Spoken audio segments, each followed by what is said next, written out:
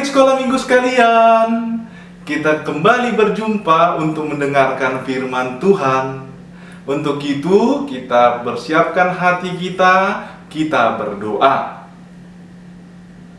Terima kasih Tuhan, karena Tuhan begitu baik menyertai kami, memelihara hidup kami.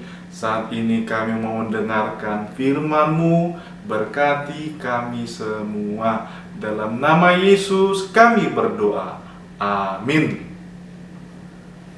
Nah, adik-adik sekolah minggu sekalian, firman Tuhan bagi kita pada saat ini tertulis dalam 2 Raja-Raja pasal 4 ayat 1 sampai ayat 7. Saya akan membacakan bagi kita, demikian dikatakan. Salah seorang dari istri-istri para nabi mengadukan halnya kepada Elisa sambil berseru, "Hambamu, suamiku, sudah mati, dan engkau ini tahu bahwa hambamu itu takut akan Tuhan. Tetapi sekarang penagih hutang sudah datang untuk mengambil kedua orang anakku menjadi budaknya." Jawab Elisa kepadanya, "Apakah yang dapat kuperbuat bagimu? Beritahukanlah kepadaku apa-apa yang kau punya di rumah." Berkatalah perempuan itu, "Hambamu ini tidak punya sesuatu apapun di rumah, kecuali sebuah buli-buli berisi minyak."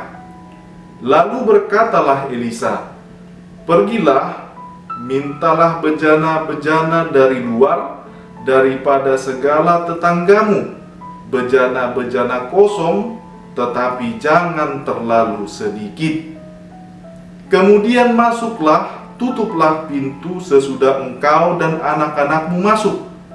Lalu tuanglah minyak itu ke dalam segala bejana. Mana yang penuh, angkatlah. Pergilah perempuan itu daripadanya, ditutupnyalah pintu sesudah ia dan anak-anaknya masuk, dan anak-anaknya mendekatkan bejana-bejana kepadanya, sedang ia terus menuang. Ketika bejana-bejana itu sudah penuh, berkatalah perempuan itu kepada anaknya, "Dekatkanlah kepadaku sebuah bejana lagi." Tetapi jawabnya kepada ibunya, "Tidak ada lagi bejana." Lalu berhentilah minyak itu mengalir. Kemudian pergilah perempuan itu memberitahukannya kepada abdi Allah, dan orang ini berkata, "Pergilah, juallah minyak itu, bayarlah hutangmu, dan hiduplah dari lebihnya engkau serta anak-anakmu." Demikian firman Tuhan. Adik-adik sekolah minggu sekalian, firman Tuhan yang baru dibacakan tadi menceritakan ada loh 2 orang anak yang hidupnya sangat memprihatinkan, bikin sedih. Orang-orang yang melihat, kita yang mendengarkan cerita tadi, sepantasnya bahkan meneteskan air mata, menangis karena melihat yang dialami oleh kedua anak tadi. Hidup mereka sengsara. Kita aja sedih, apalagi lah kedua anak tadi. Ada nggak yang tahu karena apa mereka demikian? Yang pertama, karena ayah mereka telah tiada. Mereka tidak bersama lagi dengan ayah mereka atau bapak mereka, karena ayahnya sudah meninggal. Dahulunya ketika masih hidup, ayah mereka adalah orang yang terpuji, orang yang terhormat, orang yang takut akan Tuhan, orang yang mengikuti Nabi Elisa, orang baik. Namun itu sudah berlalu karena kedua anak tadi udah kehilangan ayahnya atau orang tuanya. Mereka bersedih. Yang kedua adalah yang membuat mereka bersedih karena mereka, kedua anak tadi beserta dengan ibunya, hidup serba berkekurangan. Tadi dikatakan bahwa tidak ada harta apapun lagi di rumah mereka kecuali buli-buli berisi minyak. Jadi bahagialah kita, berbahagialah kalian ketika di rumah masih ada televisi, radio, ada mainan kalian. Berbahagialah kalian, tapi kedua anak tadi tidak. Mereka bersedih karena harta apapun nggak ada, hanya buli-buli berisi minyak. Karena saking berkekurangan, bahkan ibunya harus ataupun terpaksa berhutang ke orang lain biar mereka bisa melanjutkan kehidupan.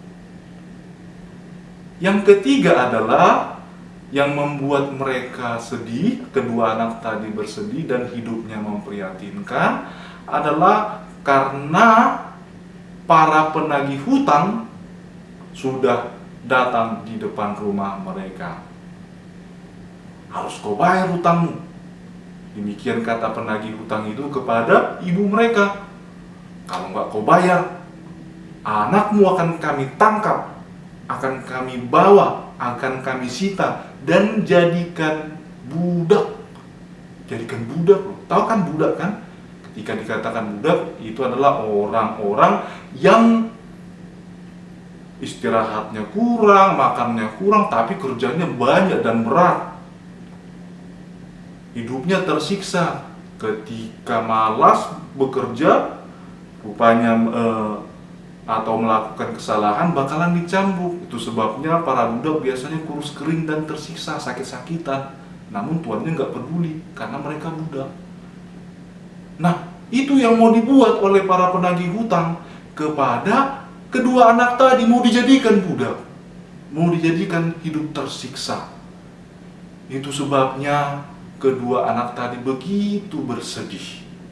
Ternyata ibu dari anak-anaknya tidak mau anak-anaknya menjadi budak dan hidupnya tersiksa. Itu sebabnya si ibu datang menghadap Nabi Elisa dan menceritakan semuanya. Datanglah Nabi Elisa mengatakan, pergilah, jumpailah tetangga-tetanggamu, mintakanlah bejana-bejana kosong dari mereka. Lalu bawalah bejana itu ke rumahmu, dan si ibu dan si anak harus masuk ke rumah, kunci pintu, tutup pintu, dan kemudian tuangkanlah minyak yang dari buli-buli ke bejana-bejana kosong yang engkau minta dari tetangga-tetangga. Lalu si ibu dari anak-anak tadi melakukannya. Ternyata mujizat terjadi. Sampai di rumah, bejana-bejana kosong itu kemudian diisi dengan minyak dari buli-buli, diisi 1, 2, 3. Ternyata bisa penuh bejana-bejana kosong tadi. Terjadi mujizat, terjadi peristiwa yang ajaib. Buli-buli yang berisi minyak bisa mengisi bejana-bejana kosong. Wah, luar biasa kuasa Tuhan kita. Luar biasa berkat Tuhan itu. Si anak-anak tadi pada akhirnya bersama dengan ibunya bersukacita. Minyak yang ada di bejana itu pun kemudian diberikan untuk menjadi pelunasan hutang. Mereka jadi tidak berhutang lagi. Bahkan lebih dari itu, mereka bisa melanjutkan atau membiayai kehidupan dari mujizat yang baru terjadi. Itulah mujizat yang ditunjukkan melalui firman Tuhan saat ini. Dari buli-buli berisi minyak dituangkan, ternyata bejana-bejana kosong itu menjadi penuh, bahkan sampai diminta ambil lagi. Udah habis bejananya, dan pada akhirnya minyak pun berhenti mengalir. Mujizat Tuhan, kuasa Tuhan semata terjadi. Dan si anak yang tadi, yang awalnya hidupnya memprihatinkan, ternyata diperhatikan Tuhan, dan ternyata mereka boleh bersukacita. Mereka tidak jadi budak, namun menjadi anak-anak yang dikasihi Tuhan. Nah, adik-adik sekolah minggu sekalian, Lantas apakah pesan dari cerita Alkitab, firman Tuhan yang baru kita dengar? Percayalah dan kerjakan. Percayalah kepada Tuhan dan kerjakanlah kehendaknya. Percaya di sini adalah berkaitan dengan meyakini bahwa Tuhan tidak akan menelantarkan orang-orang yang takut akan Dia. Tuhan akan menolong, memperhatikan dan menolong orang-orang yang takut akan Dia. Tadi sudah diutarakan bagaimana si ayah yang sudah meninggal, si ayah yang takut akan Tuhan telah meninggal, namun Tuhan tetap memberkati keluarga tersebut. Si ibu yang takut akan Tuhan dibantu Tuhan dan ditunjukkan Tuhan mujizat. Tuhan menolong orang-orang yang takut akan Dia. Walaupun hartanya ludes, terjepit dari segi ekonomi, susah, sengsara, sedih, namun itu tidak membawa mereka ke pencobaan. Bukan menjadi alasan bagi si ibu untuk mencuri misalnya. Tidak. Mereka takut akan Tuhan dan menghadap Nabi Elisa. Dari situ mereka mendapat pertolongan.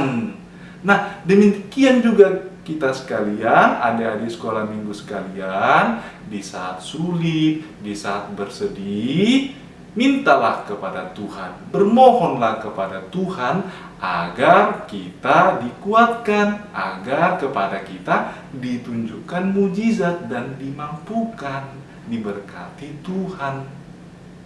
Jadi bukan bala membawa kita ke pencobaan ya. Misalkan dulu ada dari adik di sekolah minggu yang pingin pintar, pingin dapat nilai bagus pada saat ujian, tapi mengambil jalan pintas yang tidak pantas, yakni dengan mencontek. Nggak boleh tuh, nggak boleh.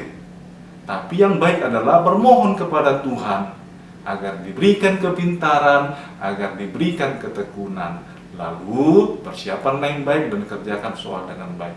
Demikian orang-orang yang takut akan Tuhan, tidak mesti karena ditengoki guru baru takut atau tidak mencontek, tapi karena kita tahu bahwa Tuhan melihat, mata Tuhan melihat apa yang kita perbuat, yang baik atau yang jahat. Nah, itulah yang pertama, percaya pada Tuhan. Hal ini juga menyangkut atau berkaitan dengan beriman bahwa Tuhan memberkati keterbatasan kita. Tadi si ibu dan si anak tadi serba berkekurangan. Hanya satu buli-buli yang berisi minyak yang ada sama mereka. Keterbatasan mereka itu diberkati Tuhan, justru itulah yang membuat mereka bersukacita, berkelimpahan. Demikian Tuhan mampu mendatangkan mujizat, memberkati keterbatasan kita dengan kelimpahan dan sukacita. Dengan sukacita. Jadi kalau dalam terbatas kita dari tenaga, daya, dan dana, kita mohon kepada Tuhan agar Tuhan memberkati kita, keterbatasan kita itu, agar bisa membuat kita bersukacita. Demikian pula mengerjakan kehendak Tuhan berkaitan dengan inisiatif. Kalau kita perhatikan ayat Alkitab cerita firman Tuhan, di situ dikatakan bahwa di saat si ibu dan kedua anaknya masuk ke rumah, si anak atau kedua anak-anaknya berinisiatif, langsung sigap mereka mengambil bejana-bejana kosong yang baru diminta, dan kemudian si ibu pun menuangkan minyak dari buli-buli ke bejana tersebut. Si anak atau kedua anak itu berinisiatif.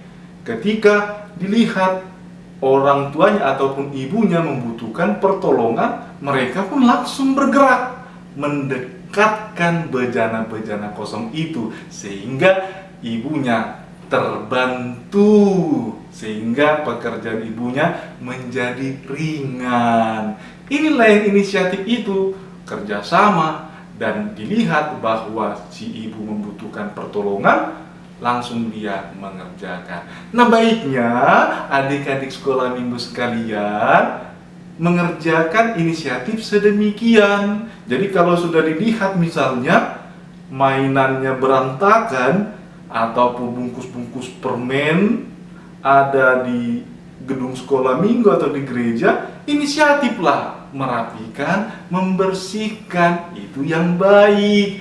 Jadi kalau misalnya orang tuanya sudah letih atau orang tuanya sudah capek, termasuk juga lagi memasak, dibantulah yang mana bisa dibantu. Ditanya yang mana bisa dibantu mama, bapak. Nah, kalau yang menyapu rumah dikatakan ya sapulah rumah. Kalau dikatakan laplah dulu jendela dan lain sebagainya, ya kita kerjakanlah. Inisiatif kita untuk bertanya apa peran kita, apa yang bisa kita kerjakan. Kalau misalkan orang tuanya baru dari luar, udah capek dari luar, nah ya anak yang baik yang berinisiatif dibawakan itu air minum kepada orang tuanya. Itu perbuatan terpuji. Demikian kita berlomba-lomba mengerjakan kebaikan, mengerjakan kehendak Tuhan, berinisiatif kita untuk bisa mengerjakan yang terbaik demi kemuliaan Tuhan. Oleh karena itu, biarlah adik-adik sekolah minggu sekalian menjadi murid-murid yang senantiasa percaya kepada Tuhan dan mengerjakan kehendak Tuhan. Percayalah dan kerjakan. Percayalah dan kerjakan. Amin. Kita berdoa. Terima kasih Tuhan, karena Tuhan begitu baik. Tuhan telah memberikan firman-Mu, berkati kami agar kami mampu untuk memelihara firman-Mu dan mengerjakan kehendak-Mu dalam kehidupan kami.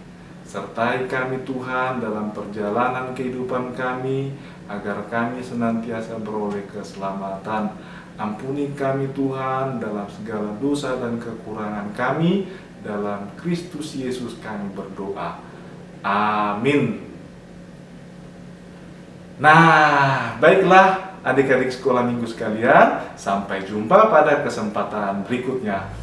Dadah.